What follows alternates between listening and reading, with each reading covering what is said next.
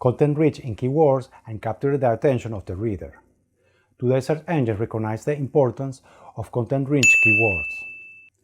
The articles written for the web must have adequate use of the keywords within the text and the density. Likewise, articles should be written so that they capture the reader's attention until they take it to take action. Yes!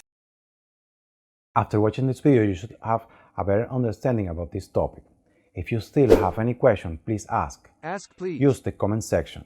Another important thing is that you must continue educating yourself about this topic. That's why I would like to invite you to subscribe to my channel, so that you can receive much more free information about this topic and other internet marketing strategies that will help you grow your online business. In the same way, I recommend you to press the small bell next to the subscribe button. This way, you will receive alert in your YouTube account and in your email at the precise moment when I publish a new video, so that you can be informed much more sooner than other users. Last but not least, I would like to invite you to join my mailing list. You will be informed every time I add new content to my website, and you will receive by email free internet marketing information on a regular basis, which will help you grow your online business faster.